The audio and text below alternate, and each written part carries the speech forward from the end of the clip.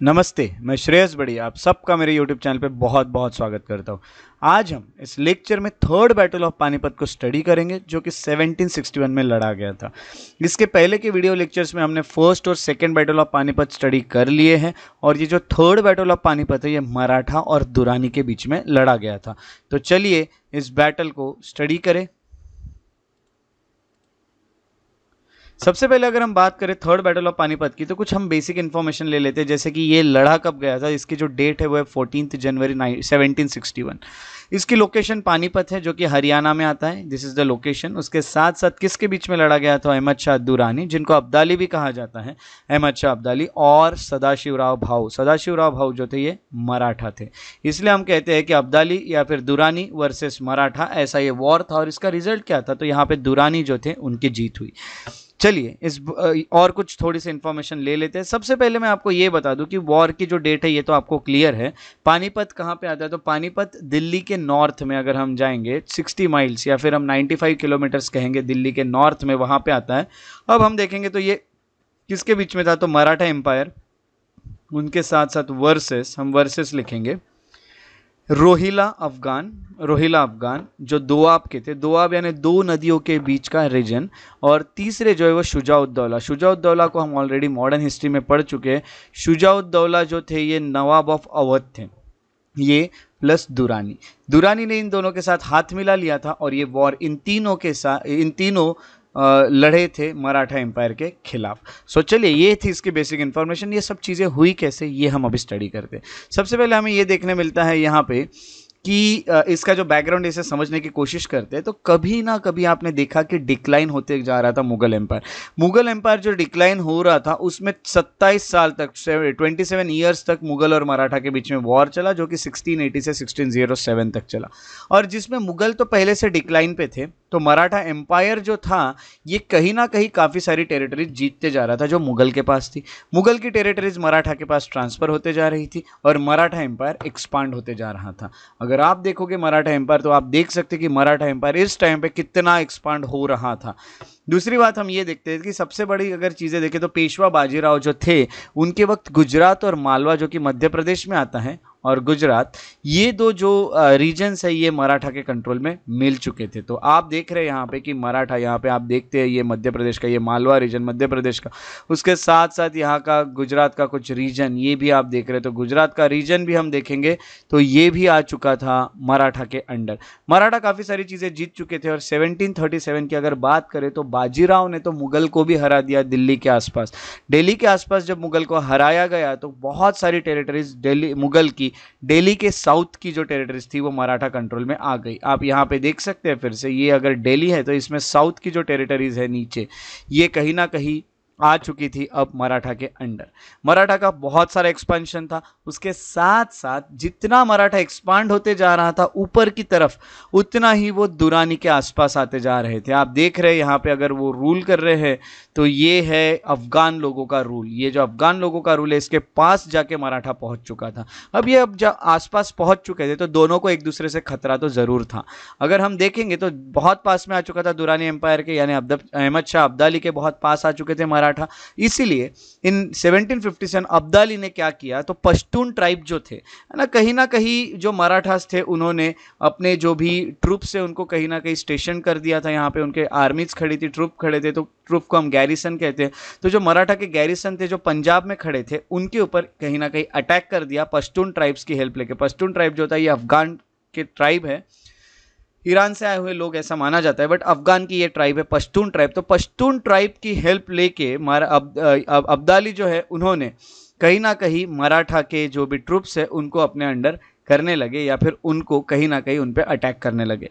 उसके बाद उन्होंने देखा कि अब उन्हें पोजीशन जो है वो स्ट्रांग बनानी पड़ेगी। ऐसा अब्दाली को जब फील हुआ तो अब्दाली ने इंडिया के जो लोग थे है ना, अब्दाली तो अफगानिस्तान के थे, तो उन्होंने इंडिया के कुछ रूलर्स से कांटेक्ट करना शुरू किया। जैसे कि रोहिलास जो है वो गंगेटिक दोआब में है ना, तो गंगा के जो दोआब है यानी हम देखेंगे जो नदियों का बीच का जो रीजन होता है दोआब रीजन, तो वहाँ पे रूल जो कर रहे थे वो रोहिला थे। रोहिला के साथ हाथ मिला लिया और हम अगर देखेंगे तो ये रोहिला के साथ आके जुड़ गए। अब ये दोनों कोएलिशन मराठा के अगेंस्ट कहीं ना कहीं वॉर लड़ने के लिए रेडी थे। इस तरह से ये सब चीज़ें हुई जो हमें बैकग्राउंड में पता चलती हैं। सो अब हमने ये तो देख लिया कि कहीं ना कहीं दुरानी जो थे उनके साथ रोहिला आके मिल चुके थे, बट एक और व्यक्ति का नाम हमने स्टार्टिंग में देखा था जो थे शुजाउद्दौला, जो कि नवाब थे अवध के। अवध रीजन की बात करें तो आपको यहाँ पे अवध दिख रहा है। अवध यहाँ पे रूल कर रहे थे जो नवाब थे जिनका नाम शुजाउद्दौला थे वो। अब क्या हुआ कि रोहिला और जो अफगान थे दुरानी, उनको कहीं ना कहीं फाइनेंशियल हेल्प की ज़रूरत पड़ी, तो काफ़ी सारा फाइनेंस देने के लिए शुजाउद्दौला यहाँ पे थे। तो हुआ क्या, सबसे पहले क्या होगा कि मराठा जो थे और अफगान थे वो दोनों भी ये चाह रहे थे कि शुजाउद्दौला जो है इनका सपोर्ट उन्हें मिल जाए। आखिरकार शुजाउद्दौला जो थे जुलाई में शुजाउद्दौला ने ये डिसीजन लिया कि वो अफगान और रोहिला जो है ये है ना, दुरानिया रोहिला या अफगान रोहिला, उनके साथ आके जुड़ जाएंगे, ना कि मराठा के साथ।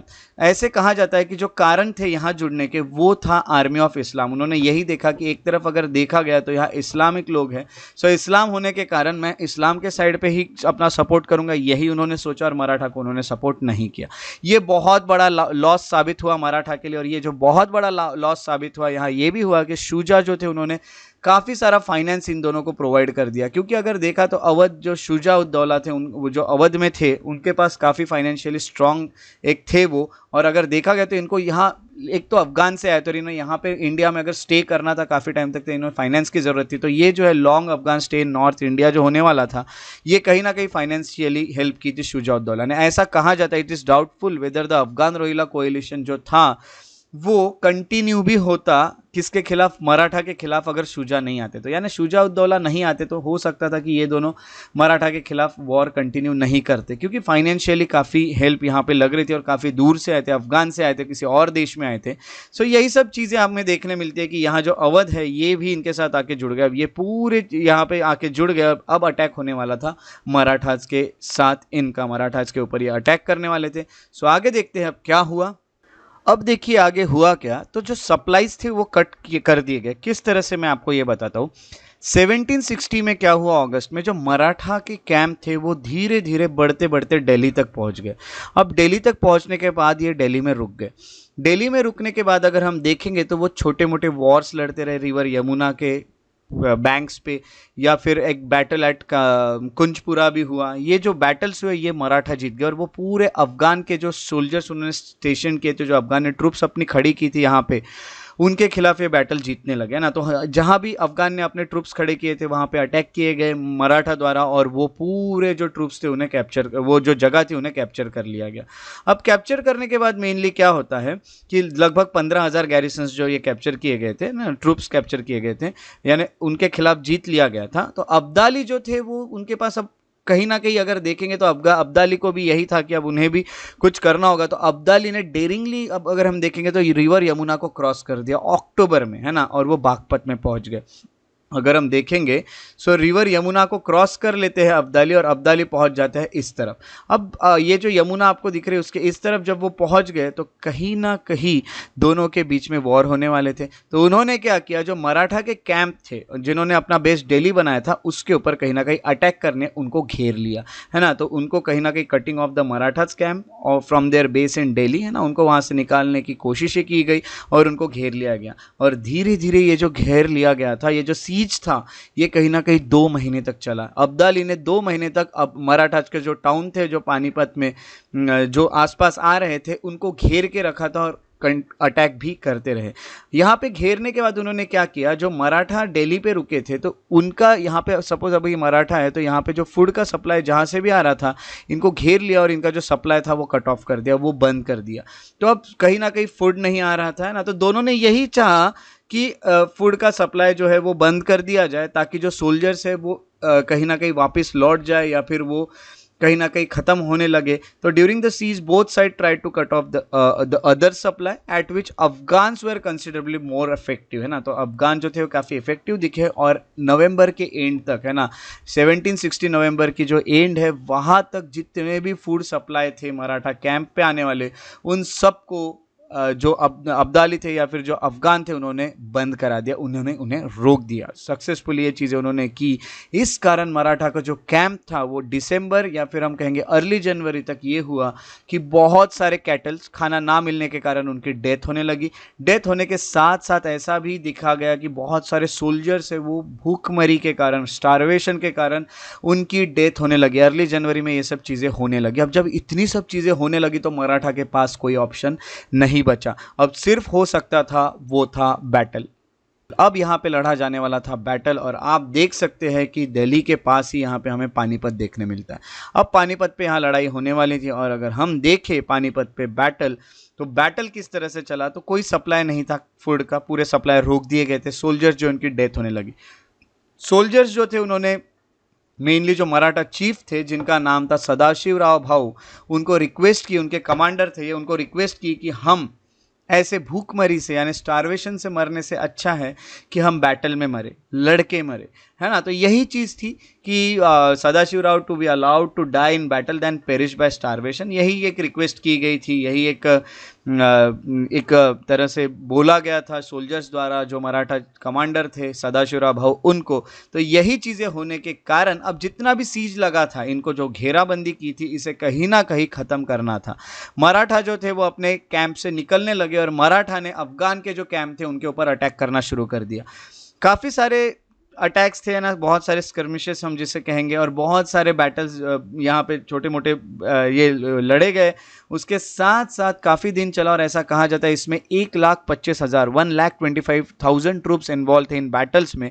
और दोनों साइड्स को जीत रही थी, कभी हार रही थी, है ना। कभी मराठा जीत रहे थे तो कभी हम कहेंगे तो दुरानी जीत रहे थे। तो छोटे मोटे जो वॉर्स लड़े, छोटे मोटे जो बैटल्स लड़े जाए थे, स्कर्मिशेस जिसे हम कहेंगे, स्कर्मिशेस में ये दिखने मिलता है कि दोनों भी एक तरह से बहुत ही अच्छे से यहाँ लड़ाई हो रही थी। और हम ये भी कह सकते हैं कि ये जो फोर्सेस थी अहमद शाह दुरानी की, वो एक तरह से विक्टोरियस पता चली। उन्होंने काफ़ी सारे मराठा के जो फ्लैंक्स थे उन्हें डिस्ट्रॉय करना शुरू कर दिया। और ऐसा कहा जाता है कि extent of the losses on both side, ऐसा कहा गया है, और ये एस्टिमेट्स भी है कि कितना लॉस हुआ था। तो बिटवीन 60,000 to 70,000 सोल्जर्स यहाँ पे मारे गए थे। बहुत सारे प्रिजनर्स जो है वो इंजर हुए थे। उसके साथ साथ लगभग 40,000 मराठा प्रिजनर्स जो थे उन्हें स्लॉटर कर दिया गया, उन्हें वहीं पे मार दिया गया। बैटल ख़त्म होने के अगले दिन उन सबको कैद कर लिया गया और उन्हें मार दिया गया। तो इस तरह से ये बैटल चला।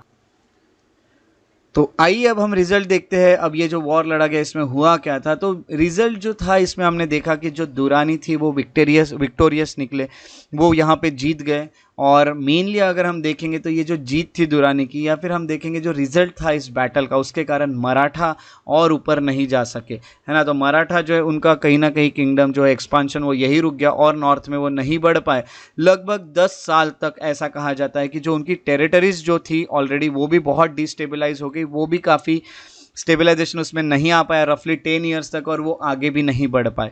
ये जो 10 साल का पीरियड था, ऐसा कहा जाता है कि यहाँ जो पेशवा माधवराव थे उन्होंने धीरे धीरे अपना जो मराठा एम्पायर है उसे रिवाइव करना शुरू किया, है ना। तो उनको ही क्रेडिट मिलता है पेशवा माधवराव को कि उन्होंने फिर से रिवाइव किया मराठा किंगडम को आफ्टर डिफीट एट पानीपत। और अगर हम देखेंगे तो 61 के बाद 1771 में 10 साल बाद जो पानीपत हुआ उसमें, उसके बाद माधवराव पेशवा माधवराव जो थे उन्होंने काफ़ी बड़ी मराठा आर्मी जो थी उनको नॉर्थ इंडिया में भेजा था। नॉर्थ इंडिया में भेजने के कारण क्या थे, तो उन्होंने यही कहा, यही कारण हमें पता चलता है कि फिर से मराठा जो है वो उनका डोमिनेशन जो है नॉर्थ इंडिया में वो फिर से रीएस्टैब्लिश हो जाए, फिर से मराठा आ जाए। और जो भी लोग थे जिन्होंने अफगान को सपोर्ट किया था, जो भी रूलर्स थे उन्होंने अफगान को सपोर्ट किया था, तो मराठा यही चाह रहे थे कि नॉर्थ इंडिया पे वो फिर से अपना रूल बना ले।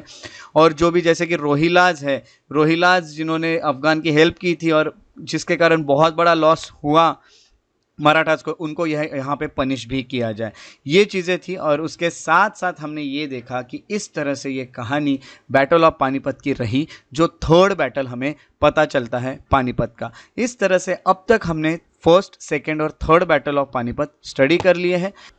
सो इस तरह से आज का हमारा लेक्चर रहा जिसमें हमने थर्ड बैटल ऑफ पानीपत को स्टडी किया। अगर आपको मेरे वीडियोस पसंद आते तो उन्हें लाइक करें, शेयर करें और सब्सक्राइब करना ना भूलें मेरे यूट्यूब चैनल को। अगर आप और अपडेट्स चाहते हैं तो फॉलो और लाइक करें मेरे फेसबुक पेजेस को, श्रेयस बड़े इंटरप्रिटेशन। अगर आप मुझसे कनेक्टेड रहना चाहते हैं तो इंस्टाग्राम पे मुझे फॉलो कर सकते हैं, श्रेयस बड़े द पीस लवर, ये मेरा इंस्टाग्राम आईडी है। मेल करना चाहते हो आप shreyasbade@gmail.com पे मुझे मेल कर सकते हैं। सो आप सब अपना ख्याल रखिए, इसी तरह हम मिलते रहेंगे। Take care and have a good day.